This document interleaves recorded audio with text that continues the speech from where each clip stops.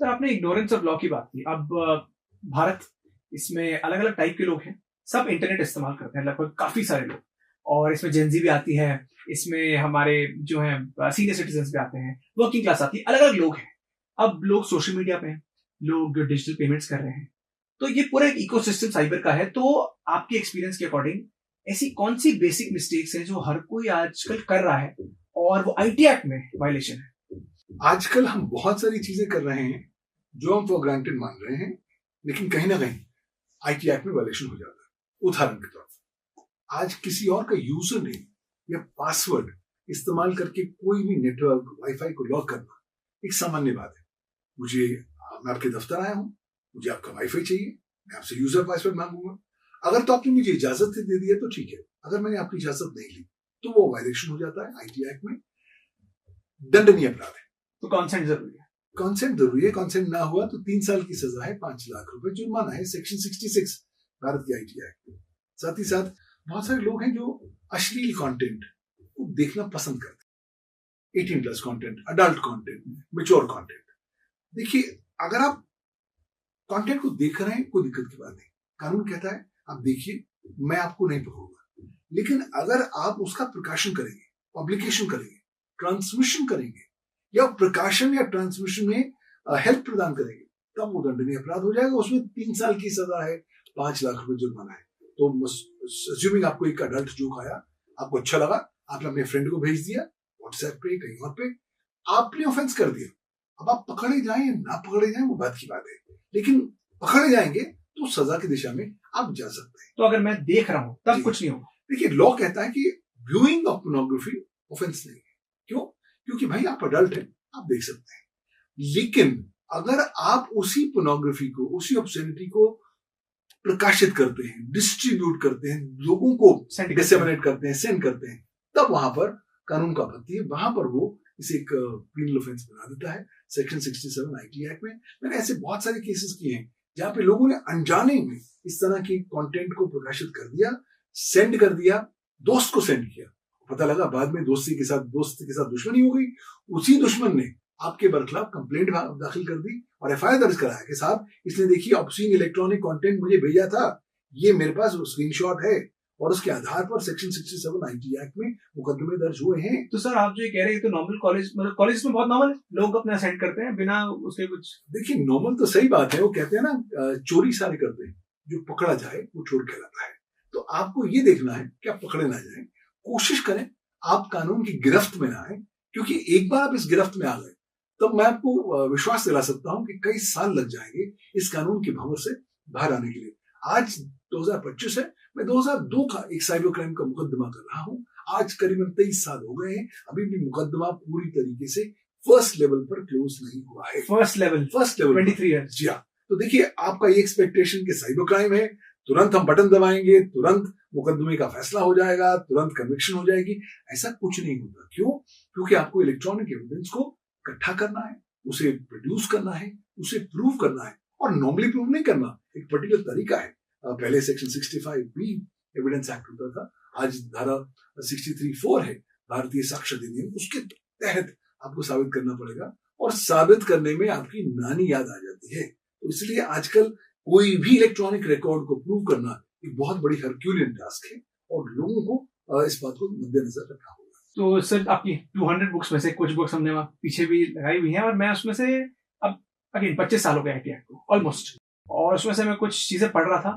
अब कुछ डेवलपमेंट्स होती हैं, कुछ लूपहोल्स होते हैं, बट कुछ कंट्रोवर्सीज भी होती हैं। तो क्या ऐसे कोई सेक्शंस हैं जो अभी एग्जिस्ट कर रहे हो, ऐसे कोई सेक्शंस हैं जहां पर कंट्रोवर्सी बोल लीजिए, ग्रे जोन बोल लीजिए, जिसका मिसयूज होता है आईटी एक्ट? देखिए, एक सेक्शन है जिसका मैं देखता हूँ कि भरपूर मिसयूज होता है, जो आज भी मौजूद है, वो है सेक्शन 79 आईटी एक्ट। सेक्शन 79 एक ऐसा सेक्शन है जिसमें इंटरमीडियरीज को कुछ statutory exemption from legal liability प्रदान की। इंटरमीडियरी यानी हर वो व्यक्ति जो किसी और व्यक्ति के बुनियाद पर, उसके बिहाफ पर वो इलेक्ट्रॉनिक रिकॉर्ड को प्रोड्यूस कर रहा है, सेव कर रहा है, सेंड कर रहा है, यानी कि कोई भी सर्विस प्रोवाइडर, फॉर एग्जाम्पल कोई भी प्लेटफॉर्म ले लीजिए, Google, Amazon, Facebook, Flipkart, WhatsApp, हर प्रकार के जो आप सर्विस प्रोवाइडर हैं, आप इंटरमीडियरी में जाते हैं। सो मच सो कि अगर आप कंपनी में हैं और आपके मुलाजिम को आपने कंप्यूटर दे रखा है और इंटरनेट कनेक्टिविटी दे रखी है, तब भी आप एक नेटवर्क सर्विस प्रोवाइडर बन जाते हैं। तो आप एक इंटरमीडिएरी बन जाते हैं, बिचौला। आप कानून कहता है कि अगर आप बिचौला हैं तो आप बिचौले का रोल प्ले करिए, आप बहुत ज्यादा कलाकारी ना करिए। तो कानून कहता है कि साहब आप इंटरमीडिएरी हैं, अगर आप 4 चीजों का पालन करेंगे तब मैं इन 4 कंडीशंस की फुलफिलमेंट होने के बाद आपको एक statutory exemption from legal liability दूंगा। मतलब डिफेंस एक तरीके का। मैं आपको, आप आग के दरिया में कूद रहे हैं, मैं आपको एक फायर सूट दे दूंगा और वो फायर सूट का सीधा असर ये होगा कि आग आपको टच नहीं कर पाएगी। तो ये बिजनेसेस के लिए बहुत इंपॉर्टेंट है। अगर ये 4 चीजें फुलफिल हो गई जी तो आप सेफ हैं। बिल्कुल सेफ है। और 4 चीजें क्या है? अगर आप इंटरमीडिएरी हैं तो पहला, आपको भारत की आईटी एक्ट और रूल्स का पालन करना है। दूसरा, आपको ड्यू डिलिजेंस, सावधानी बरतनी है जब आप अपनी ऑब्लिगेशंस का निर्वाह कर रहे हैं। तीसरा, आप किसी भी ऑफेंस में कंस्पायर या अबेट नहीं कर रहे हैं। चौथा, जब सरकार आपको बोले कि साहब ये कंटेंट को आपने रिमूव करना है, तब आप तुरंत उसको रिमूव करेंगे या डिसेबल एक्सेस करेंगे।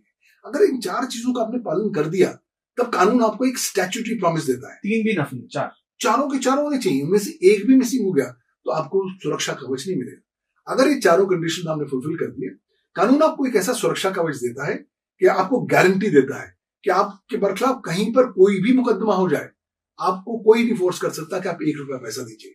आपके बरखिलाफ कितने ही भी एफआईआर हो जाए, कितनी भी आपके बरखिलाफ शिकायतें हो जाए, आपको जेल नहीं भेजा जा सकता। तो जब 2 सॉलिटरी प्रॉमिस कानून देता है, आप जेल नहीं जा सकते, आपकी जेब से एक पैसा नहीं निकाला जा सकता।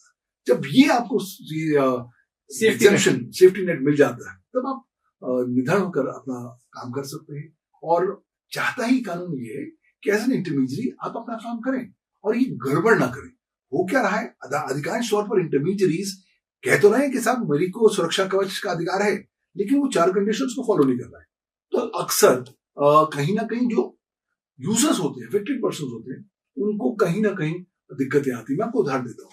हमारे पास एक क्लाइंट आया, उसके बरखिलाफ किसी ने एक बहुत स्ट्रॉन्ग नेगेटिव कंटेंट लिख दिया एक प्लेटफॉर्म पर। प्लेटफॉर्म का नाम नहीं होगा।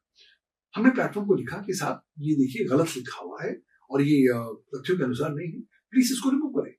प्लेटफॉर्म ने रिमूव नहीं किया, हम लगातार फॉलो करते रहे, नहीं किया। हमने ग्रीवेंस पिटिशन दाखिल करी, उन्होंने उसका भी कोई जवाब नहीं दिया। फिर फाइनली डिसाइड हुआ कि चलिए हम प्लेटफॉर्म को क्रिमिनली लायबल बनाते हैं। उसके बदलाव हमने फौजदारी मुकदमा किया और एफआईआर दर्ज हुआ। तो ये साबित कर दिखाता है कि देखिए, अगर आप ढीठ होकर कानून का पालन नहीं करेंगे, तब तो आप आग के साथ खेल ही रहे हैं, आपके बरखिलाफ मुकदमा हो सकता है। ऑप्शन नहीं है, ऑप्शन नहीं। लेकिन अगर आप ये 4 चीज फुलफिल कर लीजिए तो बिल्कुल बेधड़क आगे जाइए, अपना सारा ट्रांजैक्शन करिए, सारा बिजनेस करिए। और आज तो इंडिया दुनिया का सबसे बड़ा जनसंख्या का राष्ट्र बन चुका है, सबसे बड़ी मार्केट प्लेस यहाँ हो गई है। तो अगर आप यहाँ आकर इस सुरक्षा कवच का बेनिफिट ले सकते हैं, तो मुझे नहीं लगता कि कोई ताकत दुनिया में आपको रोक सकती है आप अपनी इकोनॉमिक फ्रीडम की ओर जाने में। लेकिन अधिकांश तौर पर मैं देखता हूँ कि सर्विस प्रोवाइडर्स कहीं ना कहीं गच्चा खा जाते हैं। वो कहते हैं कि साहब हमें एग्जेम्पशन तो चाहिए, और हम कह तो रहे हैं कानून की 4 कंडीशंस को फॉलो कर रहे हैं, लेकिन अक्सर फॉलो करते नहीं है, क्योंकि अल्टीमेटली आपको सबूत दिखाना पड़ेगा। मैं ये तो नहीं कह सकता साहब मैंने 4 कंडीशंस फॉलो कर लिए। आपको कागजों से, इलेक्ट्रॉनिक एविडेंस के माध्यम से दिखाना पड़ेगा कि आप कानून का पालन किस तरीके से करते हैं। अधिकांश तौर पर मैं कई बार ये भी देखता हूँ कि बहुत बार आजकल नेगेटिव रिव्यूज आ जाते हैं। हमारे क्लाइंट आए, उनके बरखिलाफ किसी कॉम्पिटेंट ने अनाप शनाप करके नेगेटिव रिव्यूज डाल दिए और झूठे अकाउंटों से, गूगल रिव्यूज होते, झूठे अकाउंटों से डाले, फेक नेम से डाले। अब और इस आधार पर डाले जो चीजें कभी मौजूद ही नहीं थी। मसलन उस रिव्यूज में बोला गया, हमारा जो क्लाइंट था वो रेस्टोरेंट था, कि उनके यहाँ रेस्टोरेंट में ये चीज मिलेगी जो हमारे मेन्यू में भी नहीं था, वो भी उन्होंने कहीं ना कहीं अनाप शनाप लिख दिया। हम लोगों ने उसको जाके सर्विस प्रोवाइडर को बोला, उसको सबूत दिया। फॉर्चुनेटली कानूनी लीगल प्रोसीडिंग्स होने से पहले उन्होंने रिमूव कर दिया। लेकिन अगर वो ना रिमूव करते तो हमारे पास कोई ऑप्शन नहीं था, हमें कानून का रास्ता जाना ही था। तो कहीं ना कहीं मुझे लग रहा है अगर आप इंटरमीडिएरी की जिम्मेवारी को और ज्यादा इन्फोर्स कर पाए अंडर लॉ तो अच्छा रहेगा।